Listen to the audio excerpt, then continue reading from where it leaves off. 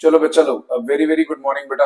I hope बेटा पहले तो सारे बच्चे देख लेना, the view and the voice both things are absolutely clear. किसी बच्चे को कोई दिक्कत तो नहीं है? सिर्फ एक बार चेक कर लीजिएगा बेटा, the view and the voice both things are absolutely clear. ठीक है, चलो ओके।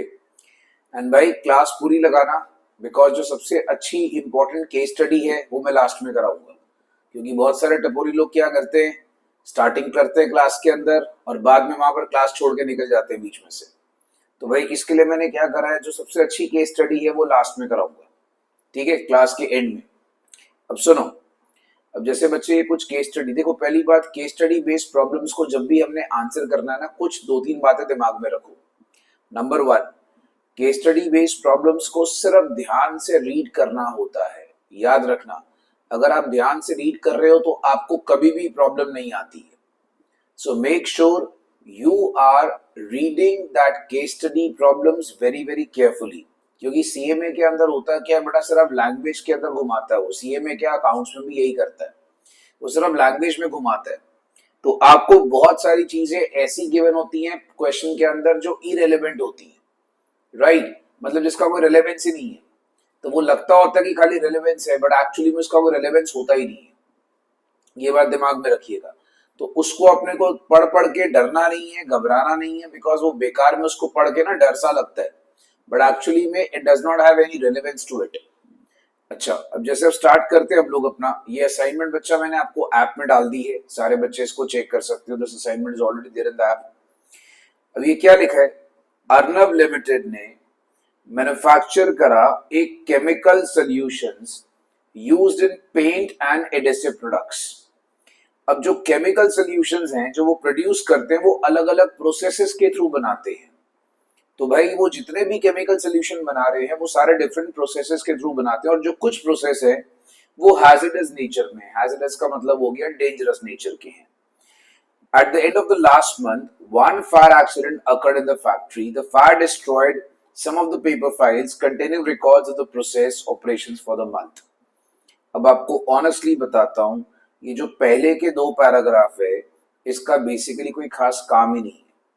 ये सिर्फ आपको एक कहानी सुना रहा है कि भाई ऐसे करके वहां पर आग लगी, कुछ आपका केमिकल्स डिस्ट्रॉयड हुए, आप वहां पर चीफ फाइनेंस मैनेजर है अपने वहां पर, और आपको बताया गया है कि आपने इंफॉर्मेशन से, आपको इंफॉर्मेशन क्या बची आपके पास कि opening work in process beginning में 500 लीटर था। अब यहां से क्वेश्चन बेसिकली स्टार्ट होता है। तो question starts from this point, right? So there are a lot of information which are actually not relevant to us in the question. अब जैसे लिखा है opening work in progress is actually 500 litre, 80% complete for labour and 60% complete for overheads. Opening work in process की value 2,78,000 थी, agreed. Closing work in progress आपके पास 100 litres है, 20% complete है labour के लिए और 10% कंप्लीट है ओवरहेड्स के लिए। तो मतलब आपको डीओसी गिवन है। अगर आप चेक करोगे degree of completion is also given to us. Normal loss आपको 10% ऑफ इनपुट लिखा हुआ है एंड टोटल लॉसेस आपके पास लिखे 800 लीटर्स हैं। देखो बेटा, टोटल लॉसेस का मतलब हो गया अब नॉर्मल प्लस नॉर्मल मिलाकर। अच्छा, आउटपुट जो आप ट्रांसफर करते हो फिनिश गुड्स में वो 3400 लीटर्स है। अब देखो बेसिक पॉइंट यहाँ पर क्या है, क्वेश्चन में ना इनपुट ही लिखा नहीं हो। आप क्वेश्चन को पढ़ो, there is no input given to us, हमें इनपुट है ही नहीं। अच्छा, यहाँ लिखा हुआ है लॉसेस के पास स्क्रैप वैल्यू 20 रुपीज थी।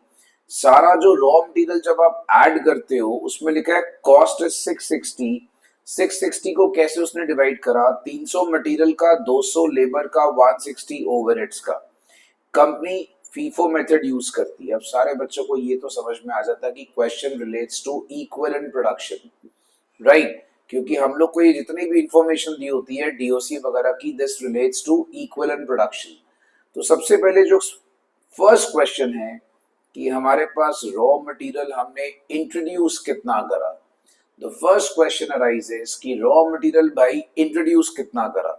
चलिए हम स्टार्ट करते हैं अपने केस स्टडी के पहले क्वेश्चन के साथ, ठीक है। सबसे पहले अगर आप क्वेश्चन चेक करते हो ना, तो मेरे पास कुछ इनफ्लो है और कुछ आउटफ्लो है। आप क्वेश्चन को ध्यान से देखना बेटा। मतलब कुछ मेरे पास प्रोसेस आ रहा है और कुछ प्रोसेस के अंदर हम लोग पुट कर रहे हैं। अब जो ओपनिंग वर्क इन प्रोसेस है वो आप क्वेश्चन चेक करो बेटा, आपको 500 लीटर्स लिखा हुआ है, ठीक है। I am only talking about litres first of all. अच्छा, फिर आपको जो लिखा है भाई कि जो हमने ट्रांसफर करा है टू द नेक्स्ट प्रोसेस और you can say finish goods, वो हमारे पास 3400 लीटर्स हैं। ये क्वेश्चन के अंदर देख लो भाई, आपको बोला हुआ है कि output transfer to the next process is 3400। Now total loss is also given, that is 800। और अगर आप क्वेश्चन को पढ़ते हो बेटा, closing stock is also given, that is 100। So आपको पता है जब हम लोग वो बनाते होते हैं तो हमारे पास आउटपुट अपने पास आ गया, मतलब नेक्स्ट प्रोसेस में इतना ट्रांसफर करा, जो टोटल लॉस होता है दैट इज 800, और जो क्लोजिंग स्टॉक है दैट इज 100। तो यहां पर अगर आप देखते हो आउटपुट चला गया 4300। मेरे पास स्टार्टिंग में ओपनिंग से मैंने कितना निकाला 500, तो ऑब्वियस है कि बाकी मैंने इनपुट या मटेरियल इंट्रोड्यूस करा होगा। सो जो क्वांटिटी इंट्रोड्यूस्ड आती है as your balancing figure that is 3800। तो पहला आप इसमें जब क्वेश्चन चेक करते हो तो ऑप्शन डी आंसर आता है, क्योंकि हम लोगों ने जो क्वांटिटी इंट्रोड्यूस करी है वो हमें निकालनी है। फिर लिखा है the quantity of normal loss and abnormal loss. See, once you get this, इसी का 10% आपका नॉर्मल लॉस है, ठीक है। तो ये बेटा 10% आपका नॉर्मल लॉस हो गया। अब आपको पता है जो टोटल क्वांटिटी है, क्वेश्चन एक बार पढ़ लेना बेटा, टोटल क्वांटिटी 800 है, 800 में से 380 अगर आपका नॉर्मल लॉस है, क्योंकि total loss quantity I should say, total loss quantity 800 is given to us in the question. 380 बच्चा अगर मेरे पास नॉर्मल लॉस है तो बड़ी ऑब्वियस ही बात है 420 बच्चा मेरा अब नॉर्मल लॉस आ जाता है। सो मेरे पास यहाँ पर आंसर आता है 380 मेरा नॉर्मल लॉस है, 420 मेरा अब नॉर्मल लॉस आ जाता है, तो option A is the answer, right. अच्छा, फिर आपको लिखा है value of raw material added. See, अगर आपको वैल्यू सारी कंसिडर करनी है ना, तो आपको ईपी स्टेटमेंट चाहिए, वहां से आपको कॉस्ट पर, आपको याद होगा पर यूनिट निकालना पड़ता है, वहां से जाके वैल्यू आती है। तो मुझे अब यहाँ पर इसके लिए थोड़ा सा ईपी स्टेटमेंट तैयार करना पड़ेगा। सो मैंने क्या करना है, अगर मुझे वैल्यू ऑफ रॉ मटेरियल चाहिए तो let's prepare the EP statement. अब थोड़ा सा बच्चों को याद करना है बेटा, ईपी स्टेटमेंट में एक तरफ हमारे पास, अच्छा ईपी स्टेटमेंट भी मैं थोड़ा सा यहाँ पर रफ फॉर्म में बना सकता हूँ बिकॉज पेपर इज एमसीक्यू। यहाँ पर हमारे पास बेसिक पार्ट एमसीक्यू का है, तो आउटपुट आ गया, then you have material, labour and overheads, इनकी हम लोग यहाँ पर ईपी अपनी तैयार कर लेते हैं। मैं थोड़ा सा रफ फॉर्मेशन में तैयार करूंगा बेटा। ये इनपुट आ गया, ये आउटपुट आ गया, ये मटेरियल, ये लेबर, ये ओवरहेड्स आ गया, ठीक है। ये इनके परसेंटेज ऑफ यूनिट्स, ये quantity, percentage quantity, percentage quantity, right. इसमें ना एक्चुअली में कहीं कहीं पे लेबर और ओवरहेड्स का जो डिग्री ऑफ कंप्लीशन है वो अलग अलग है, इसलिए मैंने वहां पर क्या करा बेटा, लेबर और ओवरहेड्स का जो डिग्री ऑफ कंप्लीशन सेपरेट होने की वजह से मैंने कई बार इसको अलग अलग करा है। आपको बताता हूँ कैसे। सबसे पहले आपको पता है बच्चा, जो ओपनिंग है, ओपनिंग में मैंने 500 यूनिट डाले हैं, 500 लीटर कह लो, ये 500 यूनिट। जो इनपुट है वो 3800 है। सो जो total works out to be बेटा 4300। तो जो टोटल मेरे पास आता है वो 4300 आता है, ठीक है। अब जो 4300 मेरे पास वहां पर टोटल आता है, अब वहां पर जो ओपनिंग मेरे पास था, देखो अब यहाँ पर फंडा क्या है, मेरे को नेक्स्ट प्रोसेस में ट्रांसफर करना है। नेक्स्ट प्रोसेस में मैं ट्रांसफर कर रहा हूँ 3400 as you all know, right. अब नेक्स्ट प्रोसेस में जा रहा बच्चा मेरे पास 3400, ये देखिए नेक्स्ट प्रोसेस में 3400। तो अगर फीफो है तो पहले मैंने ओपनिंग से 500 निकाला होगा, राइट। अब जो 500 निकाला है ना ओपनिंग से, ओपनिंग का डीओसी मुझे एक बार चेक करना पड़ेगा बेटा क्वेश्चन में। ओपनिंग में डीओसी देखोगे 80% कंप्लीट इन लेबर, 60% फॉर अपने पास ओवरहेड्स। अच्छा, मतलब मटेरियल 100% कंप्लीट होगा, राइट। तो भाई यहाँ पर याद रखना, मटेरियल जो है मतलब ऑलरेडी कंप्लीटेड है, और लेबर में अगर 80% है तो 20% अब बचा है, और 60% ओवरहेड्स है तो मतलब 40% अब बचा है, इसलिए मैंने लेबर और ओवरहेड्स का अलग अलग बनाया। तो ओपनिंग में मटेरियल तो भाई हमने इस साल या इस मंथ उस पर कोई काम नहीं करा। यहाँ पर अगर आप देखते हो 20% इसका आया, दैट मीन्स 100 यूनिट्स आ गए। इसका 40% आया, दैट मीन्स इसके 200 यूनिट आ गए। चलो, ओपनिंग से इतना आया। फिर जो मैंने फ्रेश इंट्रोड्यूस करे होंगे वो ऑब्वियसली मेरे पास कितने आए होंगे, 2900।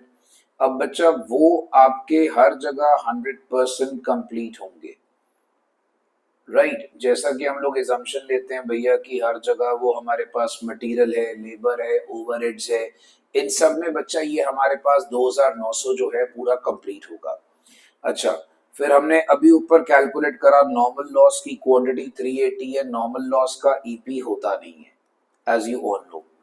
अब नॉर्मल लॉस की जो क्वांटिटी बच्चा वो आपको 420 है, कुछ ना मेंशन हो, हम लोग अब नॉर्मल लॉस का ईपी 100% एज्यूम कर लेते हैं, राइट। अच्छा जी, डीओसी फॉर abnormal लॉस, अगर आप क्वेश्चन पढ़ोगे तो बेटा DOC for abnormal loss is not clearly given to us. So what we can do is कि हम लोग यहाँ पर गाइस का 100% एज्यूम कर लेते हैं। नेक्स्ट, क्लोजिंग स्टॉक 100 लीटर्स है, 20 for labour and 10 for overheads है। सी इफ मटेरियल का it is not given, we can make it out to be 100% भाई कि मटेरियल के ऊपर पूरा 100% काम हुआ है। सो अल्टीमेटली यहाँ पर जो क्लोजिंग स्टॉक है इसमें अगर आप चेक करते हो तो वो हमारे पास 100 आता है, राइट। तभी जाकर ये टोटल मेरे पास 4300 का बनेगा। अब जो मटेरियल है उसका 100% 100, ठीक है, वो पूरा कंप्लीट हुआ है। इसमें बच्चा मेरे पास अगर आप नेक्स्ट में देखते हो 20%, दैट मीन्स 20, और इसमें 10% काम हुआ है, दैट इज 10। ये सिर्फ आप चेक कर लीजिएगा। तो जो मेरे पास ईपी की क्वांटिटीज आती हैं, ये आप देखोगे, दो पहला मटेरियल का 2900, 100 और 420, that works out to be 3420। फिर यहाँ पर बच्चा 100, 2900 दैट इज 3000, और यहाँ पर आप चेक करोगे तो 3440 आ गया। ये इसका आ गया 2900 बेटा आपके पास 3100, एंड देन एडिंग दिस 430 अपने पास आ गया 3530। तो पहले बच्चा ये अपने को ना ईपी का स्टेटमेंट तैयार करना पड़ेगा, इसी से मेरे को वहीं से पता लग जाएगा। आप देखो जैसे आपको कॉस्ट की आप जब स्टेटमेंट बनाते हो, फिर रिमेंबर यहाँ पर आपके पास आ जाएगा वैल्यू ऑफ रॉ मटेरियल, आपको अपने आप ही पता लग जाना है कैसे। Let me just clarify this to you. 3420 बच्चा आपने मटेरियल यूज करा है और एक रॉ मटेरियल की कॉस्ट 300 है, it is given to us in the question. So 3420 into 300 that works out to be 10,26,000। Sir अब चेक कर लो कोई इसमें स्क्रैप वगैरह तो नहीं रियलाइज हो रहा। अगर आप यहाँ पे क्वेश्चन को चेक करते हो कि भाई कोई स्क्रैप स्क्रूप तो नहीं रियलाइज हो रहा, स्क्रैप अगर आप देखते हो 10% हमारे पास इनपुट था, उसकी स्क्रैप वैल्यू बेटा 20 थी। तो भाई ऑब्वियसली वो जो 20 थी वो आपका स्क्रैप वैल्यू जो है और ज्यादा मटेरियल का आ रहा है। So that means scrap value आपके पास वहां पर 380, नॉर्मल लॉस का 20 के हिसाब से स्क्रैप, सो ये आपके पास 7600। सो जो आपने टोटल मटेरियल, क्योंकि देखो कुछ तो स्क्रैप हो गया होगा ना, तो उसने पूछा क्या है, value of raw material introduced, कितना आपने इंट्रोड्यूस करा होगा। आपने बच्चा 1026 एक इंट्रोड्यूस करा, 7600 भी करा था जो स्क्रैप हो गया था। सो जो टोटल मटेरियल आपने इंट्रोड्यूस करा था दैट इज 10,33,600। सो भाई यहाँ पर अगर आप इसमें क्वेश्चन को चेक करोगे तो we have option B as the answer. फिर आपको बोला है value of labour and overhead in closing work in progress. देखो ये बड़ा सिंपल हो जाता है क्योंकि आपने ऊपर ईपी स्टेटमेंट बना ली है। एज पर EP statement if you check it out, labour 20 use करा है, इसको चेक कर लो। ओवरहेड्स हमने 10 यूज करा है इन द क्लोजिंग, इनकी कॉस्ट आपके पास है इन द क्वेश्चन, तो आप बड़े आराम से निकाल सकते हो value of labour and overhead in closing work in progress या क्लोजिंग स्टॉक। सिंपल सी भाषा में बात करें so the labour is use 20 units, overheads is use for 10 units, right. क्योंकि इन सबके ईपी डिफरेंट है, उसी के अकॉर्डिंगली हमने काम करा है। इसकी कॉस्ट है 200, इसकी कॉस्ट है 160, तो ये बच्चा आ गया आपके पास 4000, ये आ गया 1600। सो जो लेबर और ओवरहेड क्लोजिंग में, सिर्फ क्लोजिंग में दैट इज 5600। तो बच्चे इसको चेक कर सकते हो भाई, तो क्लोजिंग में आपके पास आ गया 4000 और 1600, दैट इज ऑप्शन ए। फिर आपको बोला है what is the value of output transfer to finish goods. लो भैया, फिनिश गुड्स तो बहुत ही सिंपल है, मैं आपको बताता हूँ। यहाँ पर इसको आप ऐसे निकाल सकते हो, जरूरत ही नहीं है अपने को पेज की। 3400 is the output transfer to finish goods, ठीक है। और एक की कॉस्ट 660। आपको क्वेश्चन में बड़े प्यार से बोला हुआ बेटा जो फिनिश गुड्स टोटल बनता है ना, वो हमारे पास उसकी कॉस्ट कितनी आती है 660, इट इज ऑलरेडी गिवन। सो भाई इसमें आप चेक करोगे, एक की कॉस्ट 660, सो 3400 इंटू 660, इसको आप चेक करते हो दैट इज 22,44,000। ये लो भाई, फर्स्ट क्वेश्चन इज डन। अब बच्चे पहले बेटा मुझे क्लैरिफाई करो, is this clear? Absolutely clear, check कर लो, ठीक है। चलो डन। बेटा केस स्टडीज में कुछ नहीं होता, बस खाली क्वेश्चन को ना ध्यान से पढ़ना है और कुछ खास नहीं होता। अब जैसे अब ये वाला क्वेश्चन आप देखोगे ना, इसके अंदर भी बहुत सारी बातें ऐसी लिखी हुई हैं, कुछ नई टर्म्स डालने की कोशिश की गई है। अब ये सेकंड क्वेश्चन है केस स्टडी का, but to be very honest अगर मैं आपसे डिस्कस करूं तो ये एक कॉस्ट शीट का सिंपल सा क्वेश्चन है। अब ये देखो क्वेश्चन 2, हम स्टार्टिंग से पढ़ते हैं। एम लिमिटेड प्रोड्यूस करता है एक सिंगल प्रोडक्ट और वो एक्सपैंड करता है प्रोडक्ट डाइवर्सिफिकेशन में अगले 2 सालों में। दैट मीन्स ऑब्वियसली स्टार्ट उसने काम करा सिंगल प्रोडक्ट से, बट वो कहता है यार मेरे को ना प्रोडक्ट की डाइवर्सिफिकेशन करनी है, दैट मीन्स मुझे वहां पर प्रोडक्शन जो है और ज्यादा एक्सपैंड करनी है। अच्छा, एम लिमिटेड जो है वो लेबर इंटेंसिव कंपनी है, जहां पर मेजॉरिटी जो प्रोसेस का काम है वो सब मैनुअली किया जाता है। एम्प्लॉय कॉस्ट हमारे पास एक मेजर कॉस्ट एलिमेंट होती है, मतलब हमारे लिए जो एम्प्लॉय कॉस्ट है भाई वो एक मेजर कॉस्ट एलिमेंट है सारा का सारा। कंपनी अपने पास परफॉर्मेंस पैरामीटर्स यूज करती है। आपको बोला है अर्निंग पर मैन शिफ्ट, मतलब एक शिफ्ट के पीछे हम लोग कितना पैसा कमाते हैं, मतलब एम्प्लॉयज को देते हैं, is actually we calculate EMS. EMS को हम बोलेंगे अर्निंग पर मैन शिफ्ट। क्यों? क्योंकि हम लोग बेटा जो एम्प्लॉय को पे कर रहे हैं 8 घंटे की शिफ्ट का, वो हमने कैलकुलेट करना है। So we have to calculate what we are paying to employ for 8 hour shift. अच्छा, फिर उससे आउटपुट कितना आ रहा है, उसका नाम रखा है ओएमएस। ओएमएस का मतलब हो गया भैया कि हम जितना पैसा दे रहे हैं एम्प्लॉय को, क्या हमें एम्प्लॉय से उतना रिटर्न आ रहा है कि नहीं आ रहा, ये चेक करना है। तो उसने देखो जानबूझ के ना कुछ अलग सी टर्म्स यूज करने की कोशिश करी। एक टर्म आ गई ईएमएस, एक आ गया ओएमएस, राइट। अब हम लोग को देखना क्या भैया कि हम यहाँ पर जितना पैसा उसको दे रहे हैं एम्प्लॉय को 8 घंटे की शिफ्ट का, क्या एम्प्लॉय हमें उतना रिफंड कर रहा है, क्या एम्प्लॉय हमें उतना आउटपुट प्रोड्यूस करके दे रहा है, हमें ये चीज चेक करनी है, राइट। चीफ मैनेजर जो फाइनेंस कंपनी का है उसने आपको इंफॉर्मेशन मेल करी है, चलो करता रहेगा भैया। बोलता लास्ट मंथ में कंपनी ने इतने टन्स बनाया, 2,34,000 टन्स ऑफ आउटपुट कंपनी ने बनाया। कंपनी ने ये खर्चे करे, देखो raw material, power consume 13,000 kilowatt hours, 8 rupees per kilowatt hour के हिसाब से। Diesel consume 2,000 litres, 93 rupees per litre के हिसाब से। Wages and salaries paid, gratuity and leave encashment paid, hiring charges, ठीक है, फॉर HEMM। भाई ये कुछ आपके पास कुछ बंदे होंगे जो हमने एम्प्लॉय करे डायरेक्टली यूज फॉर प्रोडक्शन, तो एक हिसाब से अगर आप देखोगे तो ये डायरेक्ट कॉस्ट हो जाती है। जैसे आपको याद होगा कई बार कॉस्ट शीट में हमें प्राइम कॉस्ट निकालनी होती है, तो we need that direct cost वाला फंडा। हायरिंग चार्जेस कितने हैं हमारे पास, रीइंबर्समेंट हमने डीजल कॉस्ट कार्स की कितना खर्चा करा। अच्छा, फिर हायरिंग चार्जेस में बोलता है जीएसटी आता है 5% आता है विदाउट क्रेडिट, का मतलब हो गया कि भाई हम लोग को वहां पर कोई भी इसका आईटीसी बेनिफिट नहीं मिलेगा। मेंटेनेंस कॉस्ट जो है आपके पास वेइंग ब्रिज का, अब ये वेइंग ब्रिज बेसिकली क्या है बेटा, कोई आपके पास वेइंग स्केल मशीन होगी जो हम लोग वे करते हैं, मतलब वेट करते हैं फाइनल गुड्स का, उसका मेंटेनेंस कॉस्ट 12,000 है। एएमसी मतलब हो गया एनुअल मेंटेनेंस चार्जेस, जो सीसीटीवी हमने इंस्टॉल करा हुआ है उसके ऊपर। फैक्ट्री प्रेमिसेस का 8,000 है। और बाकी आपको बोलता है बेटा 18,000 पर मंथ है, याद रखना, ठीक है। अच्छा, यहाँ पर लैंग्वेज पढ़ लेना बेटा, installing weighing bridge and factory premises. तो बेटा एक वेइंग ब्रिज पे 8,000 और बाकी फैक्ट्री प्रेमिसेस पे 18,000 रुपया पर मंथ का हमारा खर्चा लगता है। टीए और डीए और होटल बिल सेल्स मैनेजर का 36,000 है। सेल मैनेजर सेल करने जाता है भैया, उसके खर्चे हैं।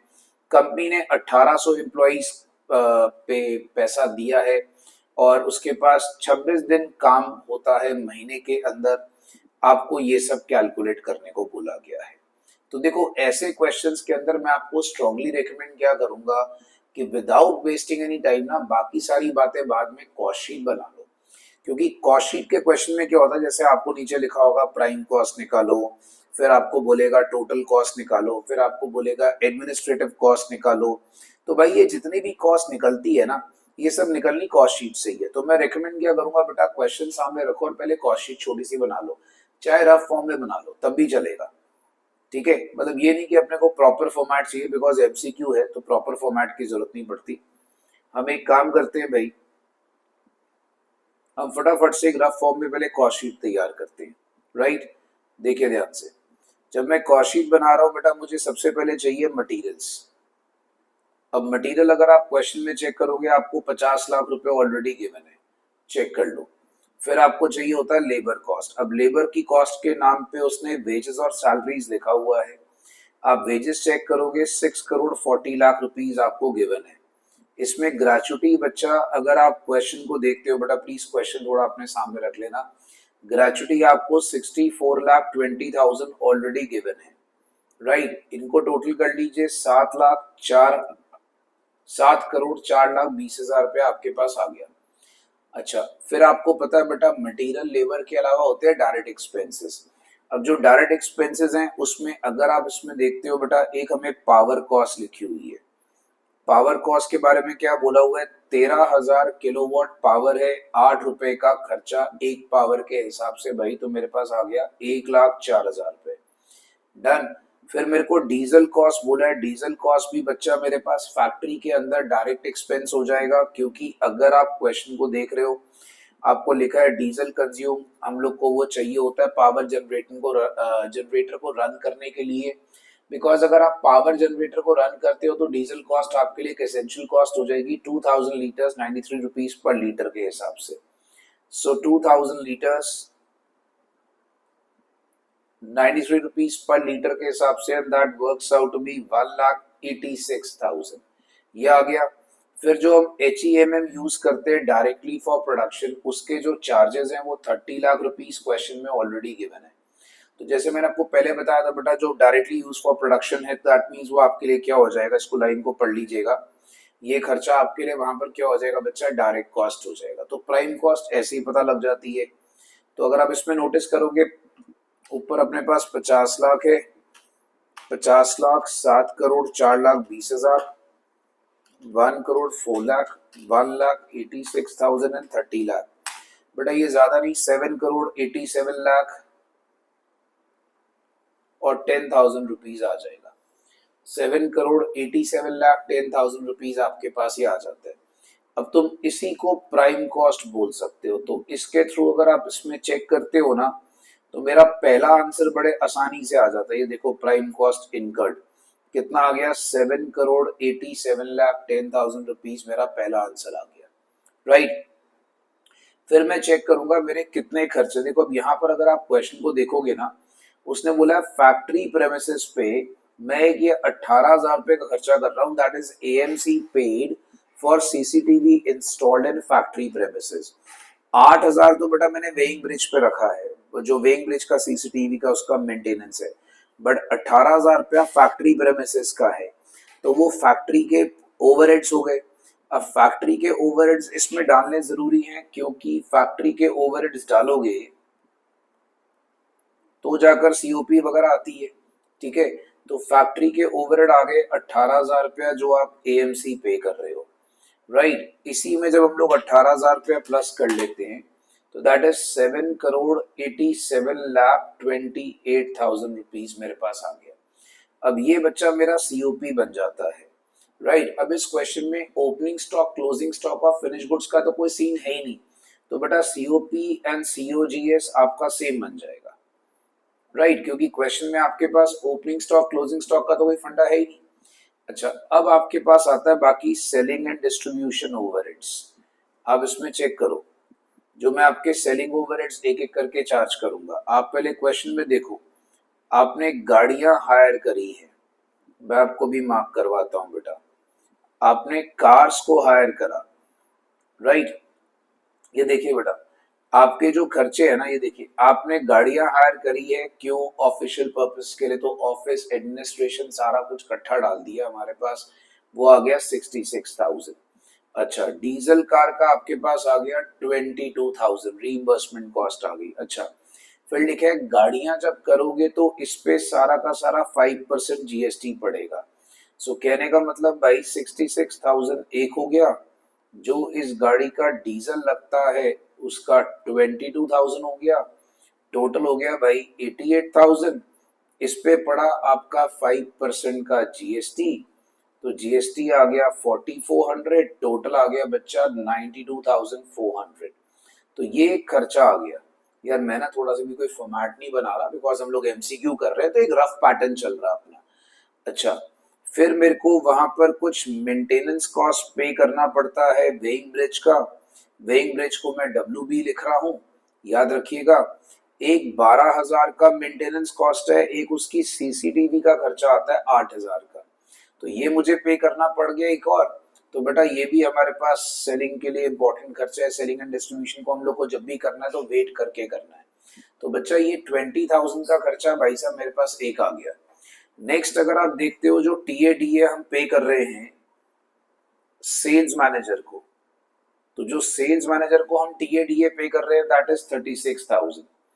तो 36,000 बच्चा जो सेल मैनेजर को आप टीएडीए पे कर रहे हो, इससे क्या होगा, ये जब आप टोटल कर लेते हो ना, तो आपके पास था 7,87,28,000 प्लस 925400 20,000 एंड 36,000। बच्चा ये आता है 7,88,76,400 rupees as my total cost.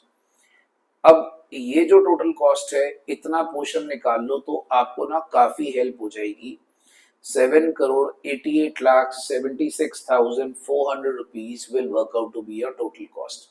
जब आप ये सारी कैलकुलेशन करते हो, now you can easily answer lot of questions. Like अगर आप इसमें चेक करोगे, ध्यान से देखिएगा, पहला क्वेश्चन क्या था, प्राइम कॉस्ट निकालो।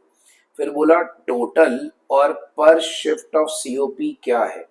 देखो यार, सीओपी हमने अभी कैलकुलेट करा था, मैं आपको बता देता हूँ। हमारे पास जो सीओपी की बात होती बेटा, सीओपी तो ये रहा हमारा, that is 7,87,28,000 is my COP. और अगर पर शिफ्ट की बात करता है तो देखो बहुत सिंपल सी बात है। वैसे तो आपको यहाँ पर पता लग जाएगा कि मेरे पास यहाँ पर आइदर ऑप्शन 3 या 4 होगा, बट एक मिनट, पर शिफ्ट की बात करता है, 1800 एम्प्लॉइज हैं और 26 दिन महीने में काम करेंगे बेटा। 1800 एम्प्लॉय 26 दिन काम करेंगे तो टोटल शिफ्ट हो गई 46,800 शिफ्ट्स हो गई, राइट।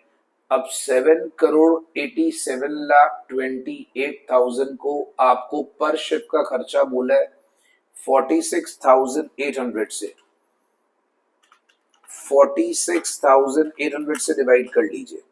तो बच्चे इसको देखोगे 1682 पॉइंट, बहुत सारे 2 आते हैं, ठीक है, तो 1682.22, तो option 3 is the answer, right. फिर आपको बोला है एडमिनिस्ट्रेटिव कॉस्ट हमने कितनी इनकर करी है। सी, एडमिनिस्ट्रेटिव के अंदर आ गया आपके पास ऑफिस के खर्चे, right. He is talking about administrative cost, मतलब मेरे पास आ गया ऑफिस के खर्चे बेसिकली। तो अगर आप यहाँ पे क्वेश्चन में चेक करते हो, तो हम लोगों ने जो बाकी आती है वो सारी सेलिंग एंड डिस्ट्रीब्यूशन आती है। ये जितने भी हमारे जो गाड़ी के खर्चे हैं बच्चा, ये एडमिनिस्ट्रेशन के अंदर चले जाते हैं। देखिए ये सारे के सारे जितने भी कार के एक्सपेंसेस हैं, तो जो कार के एक्सपेंसेस हैं अगर आप देखोगे, इसको मिला के जो एडमिनिस्ट्रेटिव कॉस्ट मैंने इनकर करी है दैट इज 92400। तो भाई ये आंसर आ गया। फिर बोलता है सेलिंग एंड डिस्ट्रीब्यूशन कॉस्ट कितनी इनकर करी है। अब देखो सेलिंग एंड डिस्ट्रीब्यूशन कॉस्ट की अगर मैं आपसे बात करूं तो ये रही, ये जो मेंटेनेंस और ये सारा मिलाकर, so that is 20 and 36। So 20 and 36 आपके पास आ गया 56,000, राइट। तो यहाँ पर बच्चा आप क्या करेंगे, what is the value of selling and distribution cost, तो बच्चा 56,000 तो है, ये वाला ऑप्शन भी हो सकता है और ये वाला भी हो सकता है, बट आपको बोला है टोटल कॉस्ट भी निकालनी है। टोटल कॉस्ट मैंने अभी आपको कैलकुलेट करके बताई है 7,88,76,400। तो भाई आप इसमें देख लोगे 76,400, ये लीजिए बच्चा, फिर बी ऑप्शन मेरा आंसर आ गया। तो सारे बच्चे इसके अकॉर्डिंगली आप चेक कर सकते हो। अच्छा, फिर बोलता है ईएमएस और ओएमएस क्या है। अब ईएमएस क्या था, ईएमएस था, अगर आप क्वेश्चन के स्टार्टिंग को पढ़ते हो तो वहां था अर्निंग पर मैन शिफ्ट। सी, अर्निंग पर मैन शिफ्ट याद रखना, ठीक है, हमारा अर्निंग पर मैन शिफ्ट कितना था। फिर ओएमएस क्या था, आउटपुट पर मैन शिफ्ट। तो आप पहले एक चीज नोटिस करो, ईएमएस के अंदर क्या आएगा कि भाई मैंने अपने एम्प्लॉय को कितना पैसा दिया है। सी, अर्निंग पर मैन शिफ्ट का मतलब होता है एम्प्लॉय को मैंने लेबर को कॉस्ट कितनी दी है। If you check it out, labour की जो मेरी टोटल कॉस्ट पड़ती है वो पड़ती है 7,04,20,000। तो भाई 7,04,20,000 मेरा लेबर का कॉस्ट पड़ता है। मेरे पास नंबर ऑफ शिफ्ट्स कितने थे, नंबर ऑफ शिफ्ट्स मैंने अभी आपको बताया 46,800। तो 7,04,20,000 divided by 46,800, this works out to be 1504.70। अच्छा, वो बहुत चालाक है बंदा, एक में ना छोड़ दे इसलिए उसने दो ऑप्शन एक जैसी देता है, कहता है अगला खुद निकालो। अब आउटपुट निकालना बहुत सिंपल है यार, आपका साल का 2,34,000 टन्स का आउटपुट है और शिफ्ट आपकी है 46,800। सो 234 को डिवाइड कर देंगे 46,800 से, तो 5 पर आपके पास आ गया मैन शिफ्ट आउटपुट। तो आंसर इज ऑप्शन ए। अब बच्चे देखो बेटा, क्या ये हमारे को सेकंड क्वेश्चन क्लियर है? सारे बच्चे एक बार अच्छे से चेक कर लो भाई कि सेकंड क्वेश्चन क्लियर है कि नहीं हमारे को, ठीक है, चलो गुड। अच्छा, अब ना मैं आपको पहले इसमें से बेटा कुछ अच्छे अच्छे वाले क्वेश्चन करा रहा हूँ, फिर मैं दूसरे क्वेश्चंस पे लेकर आऊंगा। देखो मैंने यहाँ पर क्वेश्चंस दिए बहुत सारे हैं, आप लोगों की प्रैक्टिस हो जाएगी, कुछ आपके कुछ मॉडल टेस्ट पेपर्स और कुछ वहां से अच्छे अच्छे क्वेश्चंस उठाकर बेटा इसको कंबाइन कर दिया है। मैं आपको इसकी आंसर की भी आज भिजवाऊंगा, अभी इसकी आंसर की का थोड़ा सा पोर्शन रेडी होना बाकी है, तो आंसर की भी भिजवाऊंगा। तो तब तक बच्चे क्या करें, मेरे साथ कुछ अच्छे अच्छे क्वेश्चंस कर लो और जो रिमेनिंग रह जाएंगे उसको प्रैक्टिस जरूर कर लेना, ठीक है। In case of any doubts do let me know, मैं करवा दूंगा फिर आप लोग को।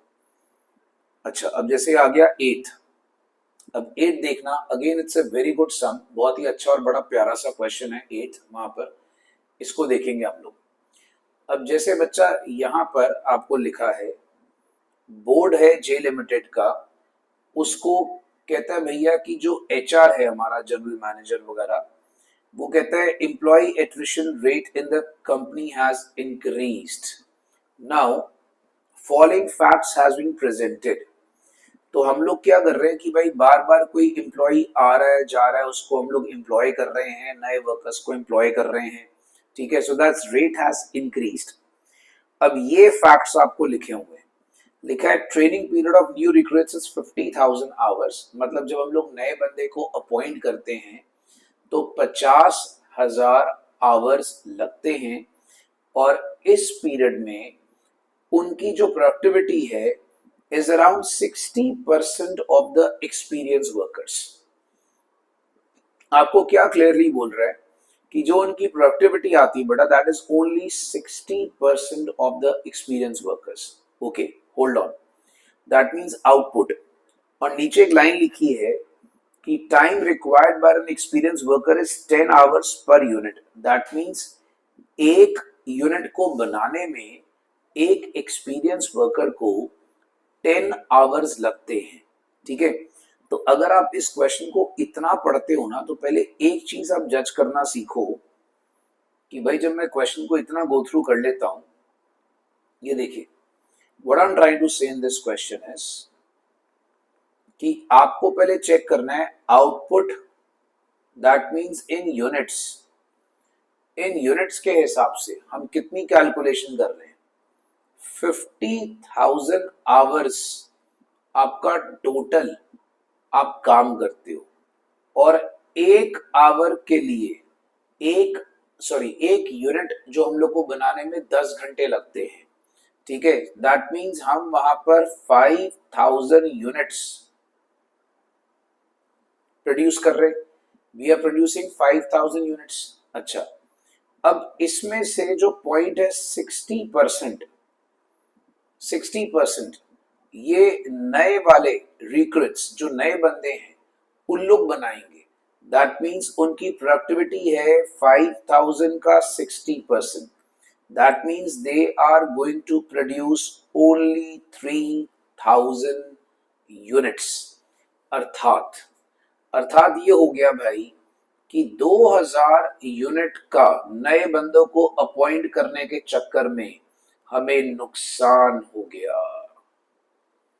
ये बच्चे पहले चेक कर लो, हमें भैया नुकसान हुआ। क्यों?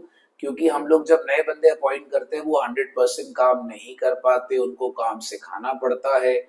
तो भाई यहाँ पर आपको 2,000 यूनिट का एक लॉस हुआ है। चलिए नेक्स्ट सुनते जाना। 20% output during the training period was defective. Okay, तो जो 20% था आउटपुट का वो डिफेक्टिव था, right. Cost of rectification of a defective unit is 25। तो उसको ठीक करने में भैया 25 रुपए पर यूनिट का खर्चा आता है।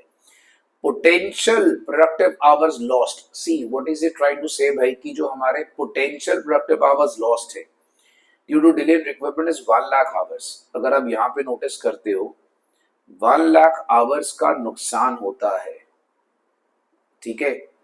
1 लाख आवर्स का नुकसान है। दैट मीन्स अगर आप इसको आउटपुट में लो तो 10,000 यूनिट्स ऑफ आउटपुट का भी नुकसान है। याद रखना, अगर आप इसको यूनिट्स में लेते हो तो भाई आपके पास 10,000 यूनिट्स का नुकसान होता है, इस बात को दिमाग में रखना। तो बच्चा आपके पास क्वेश्चन में अगर आप देखते हो तो लॉस दो हो गए, एक 2,000 और एक 10,000, याद रखना। अच्छा, नेक्स्ट लिखा है सेलिंग प्राइस 180, पीवी रेशो 20% है। तो ठीक है, आपको पता है बेटा, फिर कंट्रीब्यूशन होता है 180 का 20/100, तो कंट्रीब्यूशन पर यूनिट हो गया 36। चलो इसको भी साइड पे रख लो। Settlement cost of workers leaving the organisation, भैया जो काम छोड़ के जाएगा, जो पुराने निकालोगे उसको भी भैया कुछ पैसा देना पड़ेगा, तो उनकी सेटलमेंट कॉस्ट इज 1,83,480। फिर रिक्रूटमेंट कॉस्ट है 156,340, ट्रेनिंग कॉस्ट है 1,13,180। अब आपको क्या बोला है, how much quantity of output is lost due to labour turnover. यार देखो, अब यहाँ तो हमें पता ही है ना कि लेबर टर्नओवर की वजह से कितना नुकसान हो रहा है। नुकसान तो बड़ा मैंने आपको पहले बता दिया, 2,000 और 10,000। इसको अगर आप देखोगे तो टोटल नुकसान बच्चा मेरे पास हो गया 12,000 रुपया, राइट। अब आपको बोला है कंट्रीब्यूशन में कितना नुकसान हुआ, ये भी बड़ा सिंपल है यार। 12,000 यूनिट का अगर नुकसान हुआ और एक यूनिट जो है उसका कंट्रीब्यूशन 36 है, जैसा कि मैंने आपको ऊपर बता दिया, तो 36 इंटू 12,000, तो भाई ये आपके पास आता है 4,32,000 रुपीज का अपने को लॉस ऑफ कंट्रीब्यूशन हो रहा है। I think everybody can make it out, बटा वो पीवी रेशियो का फॉर्मूला, ठीक है, उससे हम कंट्रीब्यूशन निकाल सकते हैं। अब बोलते हैं जब हम लोग उसको रिपेयर करने जाते हैं, सपोज कर लो जो आपके वहां पर आपने आउटपुट बनाया उसको अगर आप रिपेयर करना चाहते हो डिफेक्टिव यूनिट्स को, तो उस पे आपका क्या खर्चा लगेगा। See what is try to say, पहले बात को समझो। हमारे को क्वेश्चन में, एक मिनट, आई एम सॉरी, अगर आप क्वेश्चन को पढ़ते हो, लिखा है 20% of the output during the training period was defective and cost of rectification is actually हमारे पास 25। मतलब जो मैं आउटपुट बना रहा हूँ, सी जो वर्कर्स ने वहां पर ये जो 3,000 यूनिट बनाए भी है ना, ये सारे अच्छे से नहीं बनाए, इसमें से भी क्या डिफेक्टिव है। तो कहने का मतलब ये हो गया भैया, ये जो 3,000 यूनिट बनाए हैं इसका 20% भाई डिफेक्टिव है, मतलब 600 यूनिट भैया इसका डिफेक्टिव है। याद रखो, और इसमें आपको रिपेयरिंग कॉस्ट 25 की लग जाती है। दैट मीन्स आपको खर्चा रिपेयरिंग का पड़ जाता है 15,000 रुपीज। सो अगर आप क्वेश्चन को पढ़ रहे हो तो आपके पास जो अगला सवाल था, डिफेक्टिव का कितना आ गया, राइट।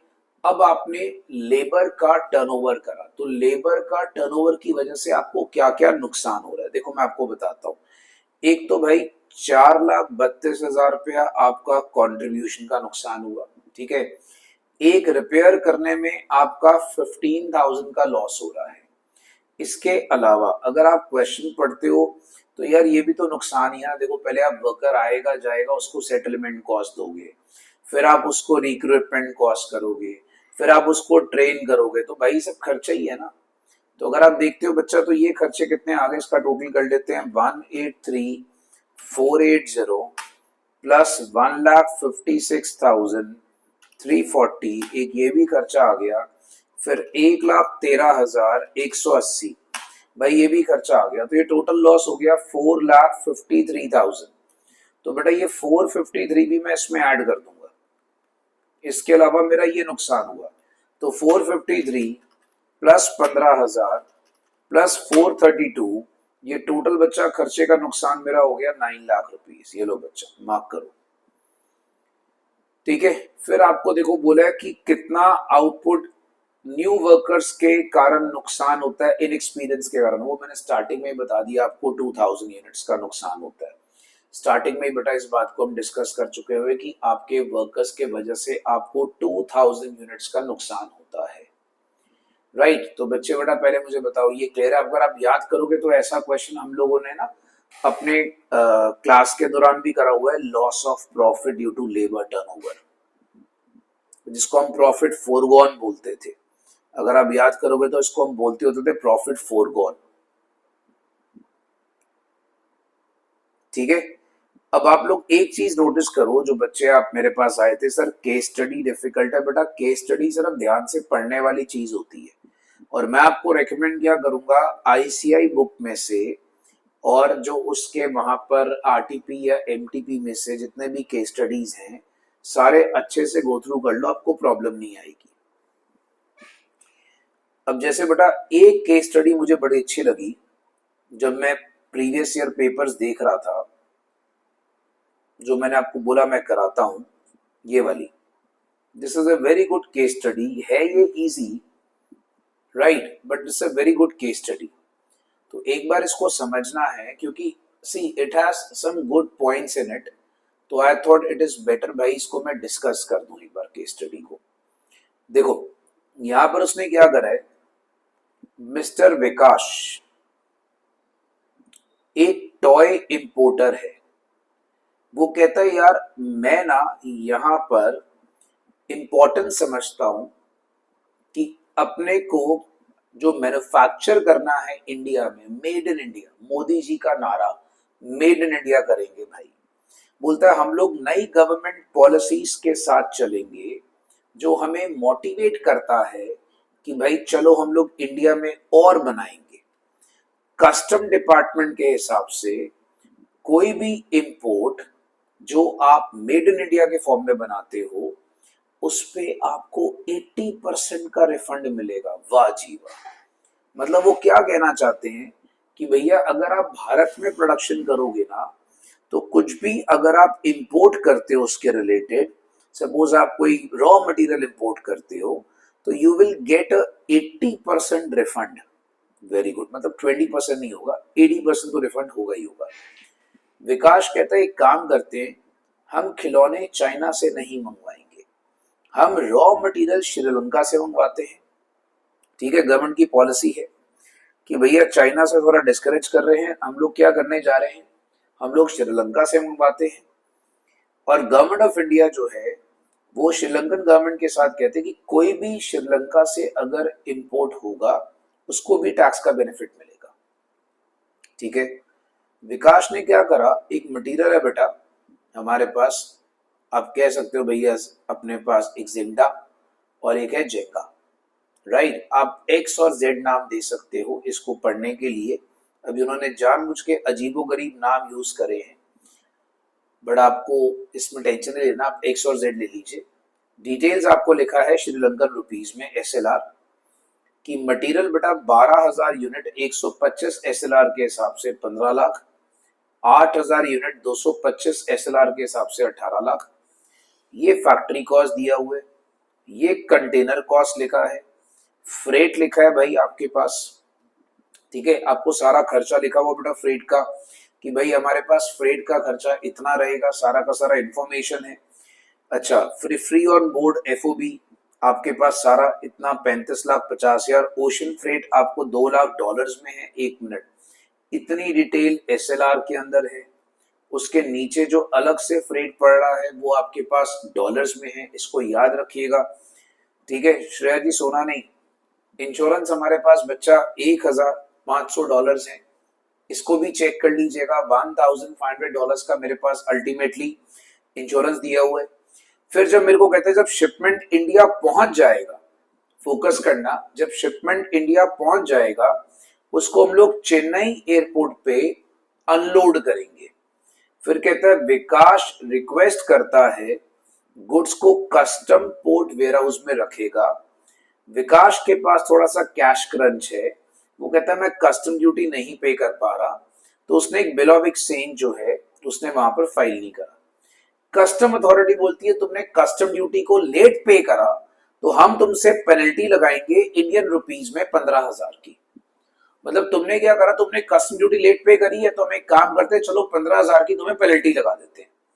फाइनली 1 महीने के बाद विकास ने क्या करा, बिल ऑफ एक्सचेंज अपना फाइल करा और उसने कस्टम ड्यूटी 20% पे करी है सीआईएफ वैल्यू पे।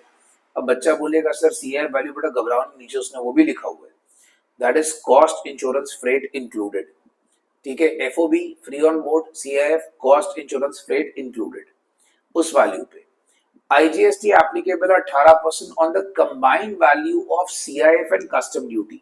दैट मीन्स हमारी सरकार आप देखो कितनी महान है, वो टैक्स पे टैक्स ले जाती है।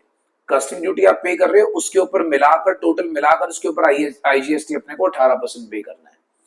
फिर 12,500 का एक और अमाउंट है, वो बोलता है इंपोर्टेड गुड्स को फैक्ट्री से लाने के लिए उसने 12,500 एक और स्पेंड करा। इंस्पेक्शन करी तो पता लगा 5% गुड्स के वो भाई ब्रोकन है, टूट गए हैं।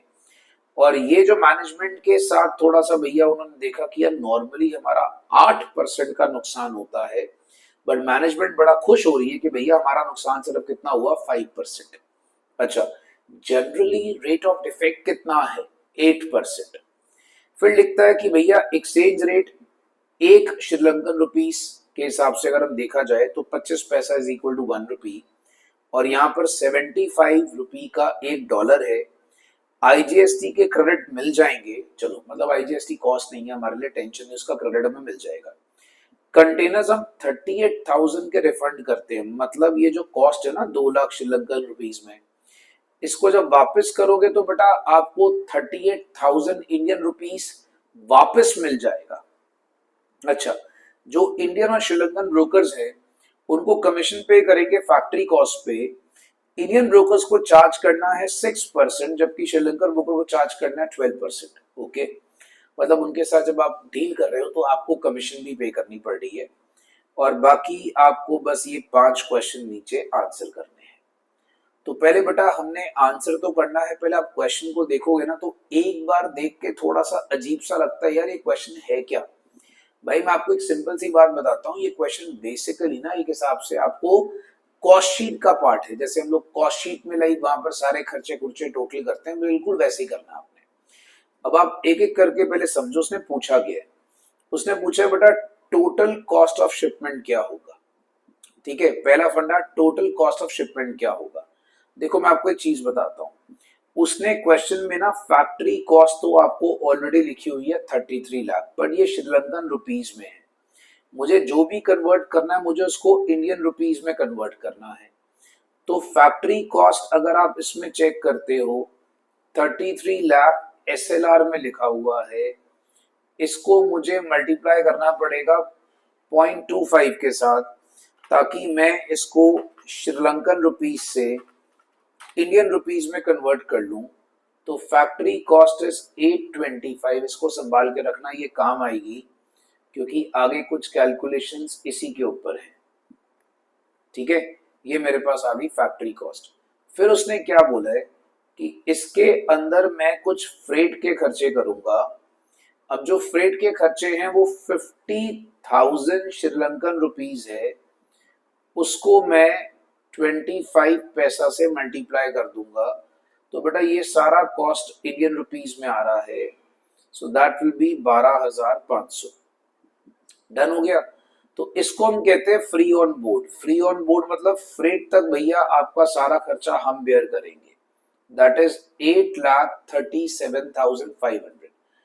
अब इसमें बच्चा मेरे पास और कॉस्ट कौन सी है, कंटेनर कॉस्ट है। रुको, 2 लाख श्रीलंकन रुपीस के कंटेनर्स हैं, उसको भी 25 के हिसाब से जब मल्टीप्लाई करते हैं तो भाई 50,000 कंटेनर कॉस्ट आ गई। याद रखना फ्री ऑन बोर्ड का मतलब होता है इंक्लूडिंग फ्रेट। ठीक है, the cost including freight is free on board. तो अब यहां पर अगर आप देखते हो कंटेनर कॉस्ट अलग जाएगी, that is not free on board. But एक मिनट, अब जो ओशियन फ्रेट आपके पास है वो लग रहा है डॉलर्स में। तो आपको क्या करना है, वो ओशन फ्रेट आपको $2,000 लिखा हुआ है, उसको कन्वर्ट करने के लिए आपको 75 से मल्टीप्लाई करना पड़ेगा। ये खर्चा पड़ा आपको 1.5 लाख का। ठीक है, फिर इसी तरीके से इंश्योरेंस। इंश्योरेंस बच्चा आपको पड़ रही है $1,500, उसको मल्टीप्लाई करोगे 75 के हिसाब से, तो $1,500 आ गया 75 के हिसाब से, दैट इज 1,12,500। तो भाई जब आप इनका टोटल करते हो ना, आपके पास टोटल खर्चा बनता है, आप इसको चेक कर लीजिए, 8,37,500। बच्चा ये टोटल आपके पास सारा खर्चा बन जाता है इंक्लूडिंग एवरीथिंग। बट एक मिनट, अगर मैं आपसे बात करूं कि if I am talking about CIF value, CIF क्या इंक्लूड करता है, कॉस्ट, इंश्योरेंस और फ्रेट। तो CIF अगर मैं आपसे बात करता हूं तो that does not include the container cost, right. वो कंटेनर कॉस्ट तो इंक्लूड नहीं करता। अगर मैं आपसे CIF वैल्यू की बात करता हूं तो आई हैव टू टेक ये कॉस्ट, इंश्योरेंस एंड फ्रेट। तो CIF के अंदर बच्चा मेरे पास जो खर्चे आते हैं that is 8,37,500 plus 1.5 lakh plus 1,12,500। तो CIF वैल्यू बच्चा जो मेरे पास आता है that works out to be 11 lakh only, right. तो एक बात दिमाग में रखना, सर आपने CIF वैल्यू क्यों निकाली, बेटा क्योंकि आगे जो कस्टम ड्यूटी है ना वो आपकी CIF वैल्यू पे ही निकलनी है। तो वो कितनी निकलनी है, 11 लाख के ऊपर 20% बच्चा, ये 2,20,000 रुपया कस्टम ड्यूटी मेरी लगनी है CIF वैल्यू के ऊपर, राइट। अच्छा, फिर उसने क्या बोला है कि जो आपका IGST होगा, जो 18% लगेगा, वो CIF value plus custom duty पे लगेगा। तो मतलब जो 11 लाख है, ठीक है, प्लस 2,20,000 प्लस 2,20,000, उसके ऊपर जो टोटल आता है उसका 18% आपका GST पड़ेगा, दैट इज 2,37,600 रुपीज। इसके अलावा आप एक खर्चा और क्या कर रहे हो बेटा, आप एक पेनल्टी का खर्चा पे कर रहे हो। ठीक है, आप क्या कर रहे हो बेटा, आप एक पेनल्टी का खर्चा पे कर रहे हो। पेनल्टी कितना आप पे कर रहे हो इंडियन रुपीज में, 15,000 का खर्चा आप एक दे रहे हो, याद रखना। इसके अलावा आपने कमीशन पे करनी है। कमीशन बच्चा याद रखना फैक्ट्री कॉस्ट पर है, फैक्ट्री कॉस्ट पे। अगर आप क्वेश्चन की लैंग्वेज पढ़ते हो, मैंने स्टार्टिंग में कहा था बेटा फैक्ट्री कॉस्ट पे कमीशन देनी है। ठीक है, अब कमीशन आपके पास क्या आती है, ध्यान से देखिएगा। मैं 825 पे कमीशन कैलकुलेट कर लेता हूं और मैं ना इसको सीधा 18% कर देता हूं। क्यों, क्योंकि यार कमीशन देखो मेरे को अपने वाले एजेंट को भी देनी है और बाहर वाले को भी देनी है। तो कमीशन अगर मैं दोनों को देता हूं तो बेटा 6 और 12, सीधा 18% कमीशन हो गई फैक्ट्री कॉस्ट पे। तो इंडियन रुपीज में जो 825 है उसका 18% जब मैं करता हूं, so that is 1,48,500 rupees. Rupees. अब बेसिकली ये मैंने सारी चीजें निकाल ली, राइट। अब उसने आपसे पूछा क्या है, ध्यान से देखते जाइएगा। पहला सवाल, भाई टोटल कॉस्ट ऑफ शिपमेंट कितना है, राइट। पहला सवाल बेटा, टोटल कॉस्ट ऑफ शिपमेंट कितना है। तो यार टोटल कॉस्ट निकालना बहुत आसान हो जाएगा मेरे लिए, क्योंकि जब मुझे टोटल कॉस्ट निकालना है तो मेरे को बड़े आसान से मेरी कैलकुलेशन हो जाएगी। मैं आपको बताता हूँ। पहला सवाल आता है भैया टोटल कॉस्ट। अब टोटल कॉस्ट की कैलकुलेशन आप चेक करो। देखो, अगर आप देखते हो, कैलकुलेटर बेटा पकड़ लेना एक बार अपना। टोटल कॉस्ट में क्या क्या आएगा, देखो। एक मेरा फैक्ट्री कॉस्ट तो आएगा ही आएगा टोटल कॉस्ट में, ठीक है। सारे बच्चे बेटा 825 का पक्का खर्चा। अच्छा, फिर उसके बाद जो मेरे पास ये फ्रेट है ये भी आएगा, 12500 भी आएगा बेटा टोटल कॉस्ट के अंदर आ गया। मतलब मेरा फ्री ऑन बोर्ड तो ये खर्चा आएगा ही आएगा। अब जो कंटेनर है ना, कंटेनर, उसमें बेनिफिट क्या है कि भैया 50,000 में से ना 38,000 रिफंड हो रहा है। तो जो कंटेनर का खर्चा है बच्चा 12,000 रुपया रह जाता है नेट। जब मेरे को टोटल कॉस्ट निकालनी तो कंटेनर का तो नेट खर्चा 12,000 रह जाता है। तो अब एक काम करो, कैलकुलेटर पकड़ो आप। 825 12500 दैट इज 837,500, ठीक है। सो 837,500 प्लस कंटेनर कॉस्ट जो है शिपमेंट का वो 12,000 रह जाएगा, बिकॉज आपका वो खर्चा सारा चला जाएगा। इसके अलावा आपको ये जो फ्रेट और इंश्योरेंस पड़ रहा है, ये तो पढ़ना ही पड़ना है भाई। अगर आप नोटिस करते हो, फ्रेट और इंश्योरेंस आपके पास पड़ता है, तो ये अगर आप देखते हो तो 1.5 लाख और 1,12,000 भी आपके पास खर्चे में ऐड हो जाएगा। सो भाई ये 1.5 लाख और 1,12,500 भी ऐड हो जाएगा। मतलब इतना खर्चा तो आपको पड़ता ही पड़ता है, डेफिनेटली पड़ना है, ठीक है। अगर आप देखोगे तो इतना आ गया। इसके अलावा आपको याद होगा नीचे बेटा कंटेनर के टाइम पे कमीशन भी देनी पड़ेगी, क्योंकि इसने आपको पहले कंटेनर कॉस्ट बोला है, याद रखो सिर्फ कंटेनर कॉस्ट। तो आपको बच्चा यहाँ पर जो टोटल आता है दैट इज 11,12,000। इसी में मैं कमीशन ऐड कर रहा हूँ। कमीशन कितनी थी, 148,500। बट हम थोड़ा रफ पैटर्न में कैलकुलेट कर रहे हैं, ठीक है, नॉट अ प्रॉपर पैटर्न। सो आप इसमें नोटिस करो 148,500 ये भी ऐड हो गया, ठीक है। ये टोटल बन गया बच्चा आपके पास 12,60,500।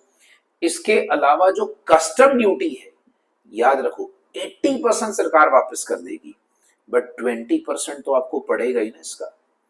तो याद रखेंगे बेटा, जो कस्टम ड्यूटी आपके पास आती है 2,20,000 का, 2,20,000 का 80% सरकार आपको वापस कर देगी। मतलब 20% तो बच्चा आपको पढ़ना ही पड़ना है। दैट मीन्स कस्टम ड्यूटी का 44,000 आपको कॉस्ट पड़ेगा ही पड़ेगा।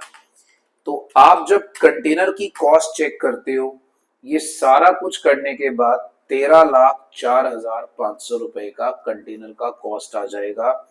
और यहां से बच्चा आप अपने वहां लिखा है total cost of shipment to be recorded is actually 13,04,500।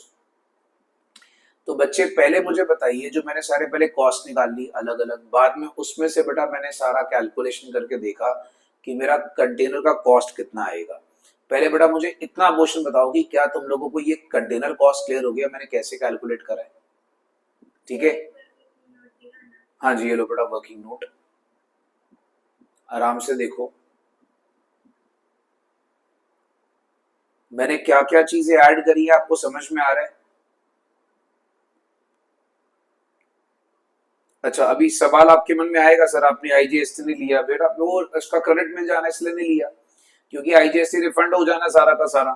Custom duty सारा क्यों नहीं लिया, बिकॉज 80% आपका रिफंड हो जाना है, ठीक है, तो वो लेना नहीं। तो बेटा अगर मैं शिपमेंट की कॉस्ट करूंगा तो मैंने शिपमेंट की कॉस्ट में ये सारी चीजें ले ली। अभी मेरे को सिर्फ शिपमेंट की कॉस्ट देखनी है। अच्छा, इसके बाद नेक्स्ट आगे सुनो, फिर आता है आपके पास देखना है बेटा absorption rate of total cost per unit of Jenga कितना है। दैट मींस अब मुझे खाली जेंगा का समझ में आना चाहिए भैया कि कितना मेरे पास वहां पर कॉस्ट आनी है, राइट। अब्जॉर्प्शन रेट चाहिए भैया जेंगा का है कितना। चलो आप एक काम करें, सबसे पहले आप देखें अब्जॉर्प्शन रेट तो मेरे को निकालना है, दैट इज फाइन। बट जो हमारे जेंगा जी है ना, वो कितने यूनिट्स हम उनके लेकर आ रहे हैं। अगर आप यहाँ पे नोटिस करोगे भैया हम 8,000 यूनिट्स ला रहे हैं। 8,000 यूनिट्स में से आपको बोलता है यार कि हमारा जनरली क्या है 5% तो भैया टूट ही जाता है, डिफेक्टिव निकलता है, राइट। सो मेरे को एक चीज पता है कि अगर मैं जेंगा की 8000 यूनिट्स लेकर आता हूं, तो पहले मैं सिर्फ जेंगा की बात कर रहा हूं, जेड की बात कर रहा हूं, 8000 में से 5% जो है वो लॉस होता है, तो अल्टीमेटली जो इसके यूनिट्स मेरे पास बचेंगे। अब आपके मन में सवाल, सर आप यूनिट्स पे फोकस क्यों कर रहे हो? अभी बताता हूँ बेटा यूनिट्स पे फोकस क्यों कर रहा हूँ। ठीक है, ये आ गया। अच्छा, अब मैं इसकी कॉस्ट देखूंगा, factory cost. If you check out the question carefully, तो सिर्फ इसकी फैक्ट्री कॉस्ट 18 लाख रुपए है। चेक करो, 18 लाख श्रीलंकन रुपीज है। 18 लाख श्रीलंकन रुपीज को मेरे को जब इंडियन रुपीज में कन्वर्ट करना है, सो 18 लाख को मैं मल्टीप्लाई करूंगा 0.25 के साथ, दैट इज 4.5 लाख रुपए। ये इसका खर्चा आ गया। अब इसमें ना एक बहुत इंपॉर्टेंट चीज बताने जा रहा हूं, जिसकी वजह से ये क्वेश्चन बहुत इंपॉर्टेंट हो जाता है। याद रखो, अब हमारे 3 खर्चे हैं। कौन कौन से? एक आता है कमीशन, ठीक है, एक आता है इंश्योरेंस, और एक खर्चा आता है बच्चा आपके पास कस्टम ड्यूटी। ये 3 खर्चे हमारे हैं, राइट। इसको आपको दिमाग में रखना बेटा। हमारे पास बच्चा 3 खर्चे हैं, एक आता है कमीशन, एक आता है इंश्योरेंस, एक आता है कस्टम ड्यूटी। अब आपको यहां पे फोकस क्या करना है? ऊपर देखो, मैंने कैलकुलेशन करी थी।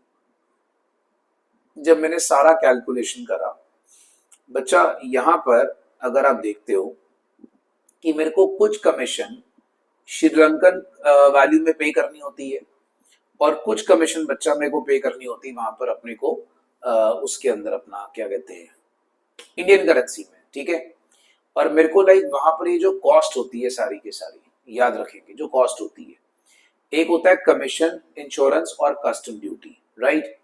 तो जब मैं ये खर्चे की बात करता हूँ, कमीशन, इंश्योरेंस और कस्टम ड्यूटी, अब ये जब लगता है ना खर्चा, जैसे कमीशन का खर्चा मेरा कितना लगा था टोटल 148500, ठीक है। अगर आप ऊपर इंश्योरेंस का खर्चा देखोगे तो मैंने ऊपर कैलकुलेट करा था बेटा, इंश्योरेंस का खर्चा टोटल लगा था 1,12,500, 1,12,500, ठीक है।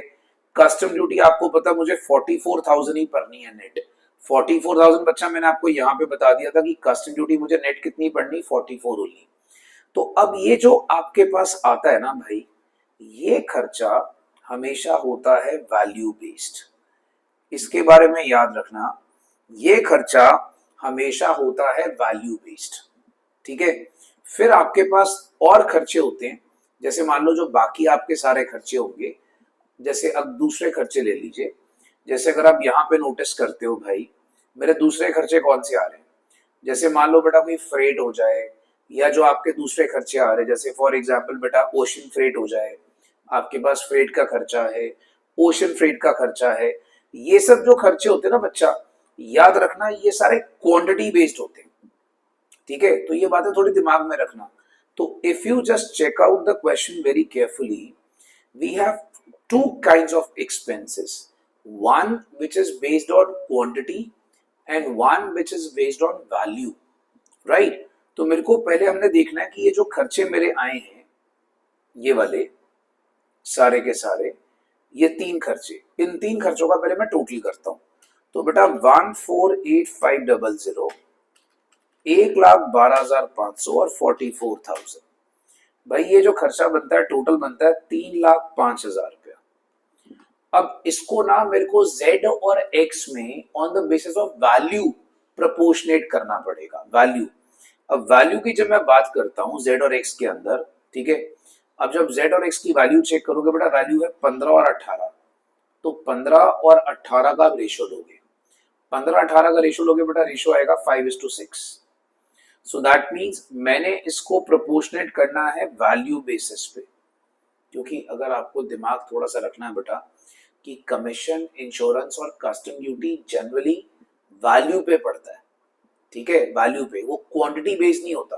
वो किस पे पड़ता है बेटा? वैल्यू पे पड़ता है। आपको ये बात दिमाग में रखनी है, ठीक है। सो 3,05,000 इंटू 6 डिवाइडेड बाई 11। तो बच्चा ये जो खर्चा आता है ना सारा टोटल मेरा, this works out to be 166,363.63। ये मेरा खर्चा आता है जो कि आता है बेटा वैल्यू बेस्ड। अच्छा, now let's talk about other expenses. अब मैं अदर एक्सपेंसेस की बात करता हूं तो उसमें मेरे पास कौन कौन से खर्चे रह गए। If you check out the question very carefully बेटा, मेरे पास भाई एक खर्चा जो रह गया है जो मैंने अभी तक कंसिडर नहीं करा, दैट इज फ्रेट। ये देखिए फ्रेट 12,500 ये आ गया। एक ये 1.5 लाख रुपए का खर्चा आ गया जो हमारे पास एक्सपेंडिचर है, राइट। इसके अलावा अगर आप क्वेश्चन को देख रहे हैं प्रॉपर्ली, सारा क्वेश्चन को देख रहे हो बेटा, जो मेरे पास यहाँ पर खर्चे आते हैं, आप यहाँ पर देखोगे क्या लिखा है कि भाई मेरे पास यहाँ पर मेरे को कुछ पेनल्टी पे करनी पड़ती है या बाकी कोई खर्चे पे करने पड़ते हैं, या मेरे पास लाइक वहां पर फ्रेट का खर्चा कुछ आता है। तो ये सारे खर्चे जो बच्चे अगर आप इसमें नोटिस करोगे, ये सारे खर्चे जो मेरे पास आते हैं, दैट इज अगर आप यहाँ पर देखोगे these are quantity based, because freight is normally booked on quantity. याद रखना, freight is normally booked on quantity, हमेशा याद रखिएगा बेटा। फ्रेट हमेशा किस पे बेस्ड होती है? क्वांटिटी पे, ये बात दिमाग में रखना, ठीक है। तो अगर आप इसमें क्वेश्चन में चेक करते हो, मैं आपको पहले एक चीज क्लेरिफाई कराऊंगा क्वेश्चन में। आप देखोगे यहाँ पर 8,000 यूनिट्स है जेड के, 8,000 यूनिट्स है जेड के, राइट।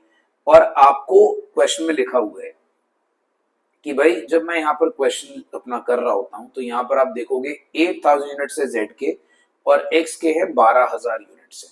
सो कहने का मतलब जब मैं इनका रेशो लूंगा तो रेशो वुड बी 12:8, 12:8। कहने का मतलब रेशो होगा 3:2। दैट मीन्स 3:2 के रेशो में इसको एलोकेट किया जाएगा। याद रखना, दिस विल बी एलोकेटेड इन 3:2। अब यहां पर अगर आप देखते हो तो मेरे कौन कौन से खर्चे क्वांटिटी बेस्ड होंगे, देखो अब मैं आपको याद कराता हूं। सबसे पहला, if you just check out the question very carefully, ये होंगे बेटा क्वांटिटी बेस्ड। क्वांटिटी बेस्ड कौन कौन से? एक मेरे कंटेनर की कॉस्ट, कंटेनर की नेट कॉस्ट आई थी 12,000 रुपया, आपको याद रखना है, ठीक है। बाकी मेरे पास दो फ्रेट थी, एक मेरी ओशन फ्रेट थी और एक मेरी नॉर्मल फ्रेट थी। एक 1.5 लाख थी और एक 12,500 थी। इन सबको जब मैं टोटल करता हूं तो 12,000, बिकॉज ऑफ दिस पॉइंट बड़ा ये क्वेश्चन ना बड़ा स्पेशल सा बन जाता है। 1.5 लाख और 12,500, this works out to be 174,500। अब मैं इसको बांटूंगा, इसका रेशो आएगा quantity based, that is 2/5। So बच्चा ये आएगा 2/5 और ये खर्चा आता है 69,800।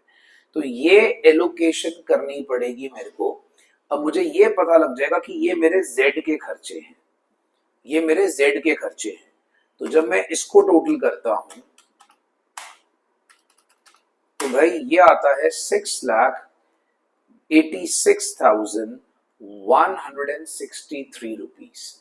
अब अगर मुझे इसकी पर यूनिट कॉस्ट निकालनी है तो 6,86,163 रुपीज, इसको मैं डिवाइड करूंगा 7,600 यूनिट्स ऑफ जेड से, which will give me 90.28 as my cost. तो ये एक बहुत ही धांसू पॉइंट था। अब बच्चे पहले मुझे बताइए बेटा, ये पॉइंट क्लियर है सबको?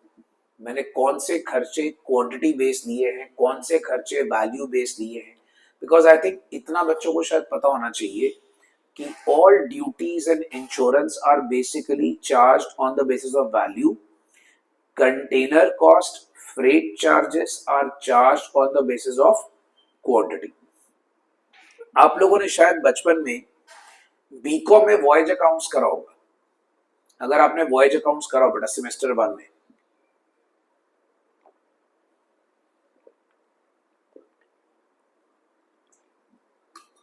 अब बच्चे बोलेंगे सर हम छोड़ के चले गए थे, ठीक है।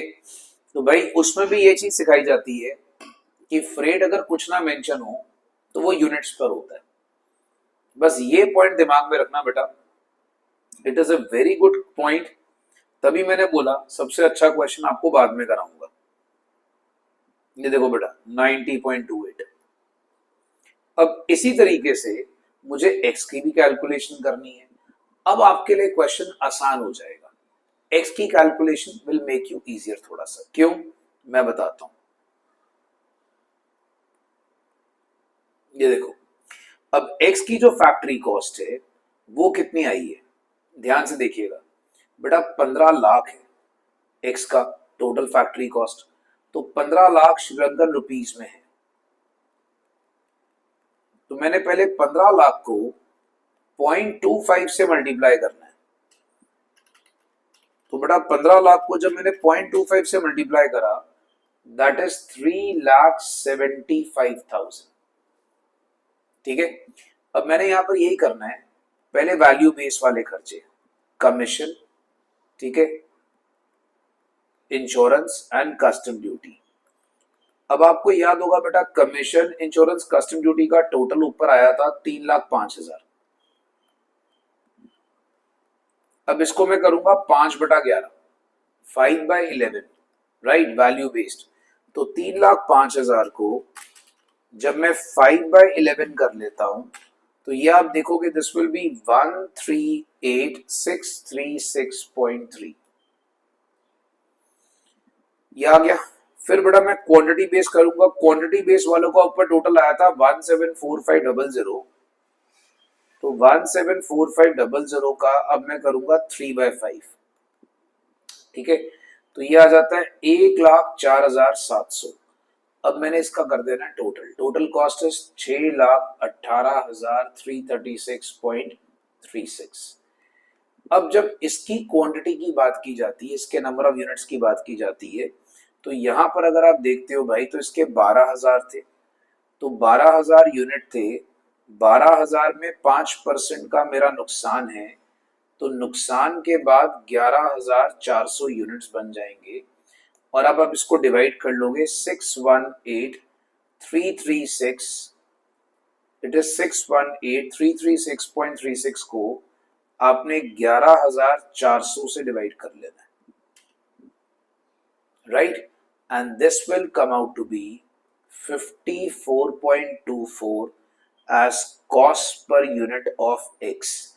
तो भाई आप इसको मार्क कर लोगे 54.24। अच्छा, फिर एक अच्छा पॉइंट पूछता है, कहता है यार अगर सपोज कर लो रिफंडेबल टैक्सेस हैं, वो कितने होंगे रिफंडेबल। देखो आपको एक फंडा पता है, 2,20,000 की जो कस्टम ड्यूटी है उसका 80% रिफंडेबल है, ये तो कंफर्म है। 176 एक रिफंडेबल हो गया, और जो ऊपर आपने आईजीएसटी बड़े प्यार से पहले कैलकुलेट कर ली थी वो भी रिफंडेबल है। तो अगर आप रिफंडेबल टैक्सेस का टोटल चेक करते हो दोस्तों, तो दैट इज 4,13,600। ये लो भाई, ये रिफंडेबल टैक्सेस आ गया। ठीक है, अब ये रिफंडेबल टैक्सेस आ गया। अब आपको एक बहुत ही प्यारा सा क्वेश्चन पूछता है, वेरी क्यूटी पाई क्वेश्चन, जो बहुत ही अच्छा क्वेश्चन है बेटा। ये फिफ्थ बहुत प्यारा क्वेश्चन है, ध्यान से देखना। Before I start with fifth, अब मुझे बताओ बेटा, किसी बच्चे को यहां तक डाउट तो नहीं है? फिर मैं फिफ्थ स्टार्ट करता हूं। Everything is clear? Shreya ji, you feeling very sleepy, I can see you. आप आंखें ही मल रहे हो पिछले 10 मिनट से, मैं देख रहा हूं। हर 10 मिनट में बेचारी आंखें मल रही है। जागो बेटा जागो, यही तो टाइम है अब जागने का। चलो अब सुनो, कहता है अगर लॉस ऑफ गुड्स 9% हो जाता इंस्टेड ऑफ 5%, अब आपको बताना है कितना मैं पीएल में चार्ज करूंगा। वेरी गुड, मैं कितना पीएल में चार्ज करूंगा, मतलब मेरा जो लॉस ऑफ गुड्स है वो 9% हो जाता इंस्टेड ऑफ 5%। अब देखो प्रॉब्लम यहां पर ये है कि यार 9% अगर लॉस होता, उसने बोला यार मेरा जो नॉर्मल लॉस मैक्सिमम कितना जाता है, 8% जाता है ना। तो अगर मेरा लॉस ऑफ गुड्स मान लो 9% होता, तो पहली बात याद रखो 9% होता, तो मुझे मान के चलना पड़ता बेटा मेरा नॉर्मल लॉस जो वो तो 8% जाना ही जाना है। देखो जितना तुम्हारा नॉर्मल लॉस है उससे अगर तुम्हारा 5% कम हुआ, तो तुमने 5% सारा नॉर्मल लॉस मान लिया, दैट इज फाइन। बट अगर आप यहाँ पे चेक करोगे तो तुम्हारा अगर 9% टोटल लॉस हो गया तो तुम्हारा नॉर्मल लॉस 8% है, जो नॉर्मली होता है। तो 1% अब नॉर्मल लॉस आपको दिखाना पड़ेगा। And I think everyone can make it out very clearly, everyone can make it out very clearly बच्चा लोग, कि अब नॉर्मल लॉस ही पीएल में डेबिट होता है, नॉर्मल लॉस तो शो ही नहीं होता। तो उसने इतनी चालाकी करी इस पॉइंट के अंदर डालकर, उसने बोला बताओ कितना पीएल में डेबिट होगा।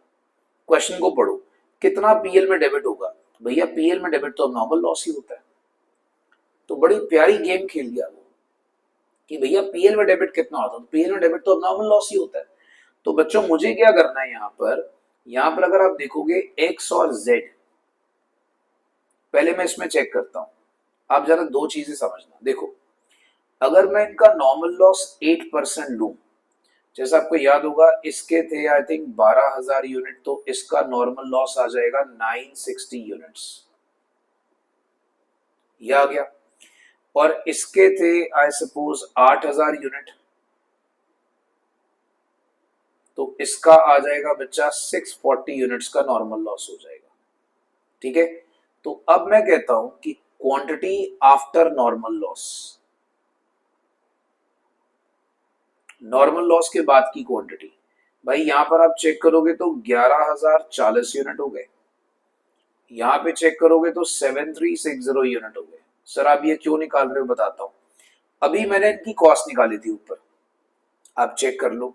अभी इनकी कॉस्ट निकाली थी, इसकी निकाली थी 6,18,336 अप्रोक्सीमेटली, इसकी निकाली थी 6,86,136 अप्रोक्सीमेटली, मैं अप्रोक्सीमेट ले रहा हूं, नहीं इट वाज 136 की 163 था, ये 336 था, हाँ 163 था, सॉरी 163, ये लो। इससे क्या आएगा, कॉस्ट पर यूनिट आ जाएगा, आ गया। इसको इससे डिवाइड कर लो, क्योंकि ऑब्वियसली फिर कॉस्ट पर यूनिट चेंज हो जाएगा ना बेटा। तो यहां पर अगर आप देखते हो तो 6,18,336 को, क्योंकि पहले अगर आप देखोगे तो मेरा जो रेट पर यूनिट था वो बदल गया, तो ये आ गया अप्रोक्सीमेटली 56, और इसका आ जाएगा बच्चा 6,86,163 को जब मैं डिवाइड करता हूं 7360 से, तो ये आ गया 93.22, ठीक है, ये आ गया अप्रोक्सीमेटली। अब बेटा अगर मुझे अब नॉर्मल लॉस पता है 1% है, तो 12,000 यूनिट का 1% इज 120 यूनिट्स, और 8,000 यूनिट का 1% इज 80 यूनिट्स। अब मेरी जो कॉस्ट है उसकी पर यूनिट है आपके पास 56 और 93.22। सो बच्चा 120 को जब मैं 56 से मल्टीप्लाई करता हूं, the cost works out to be 6720, और 80 को जब मैं 93.22 से मल्टीप्लाई करता हूं तो कॉस्ट इज 7457.6। तो इसको जब मैं दोनों को प्लस करूंगा भाई, तो ये आता अप्रोक्सीमेटली 14177.60, मतलब इतना अमाउंट आपका चार्ज होगा। अब बिकॉज ऑफ डेसिमल थोड़ा सा आंसर आगे पीछे आ सकता है, इसलिए मैं ये वाले ऑप्शन को मार्क करूंगा 14177 and 14178 is the nearest answer. तो बच्चे चेक कर लो बेटा, 14177 and 14178 is the nearest answer.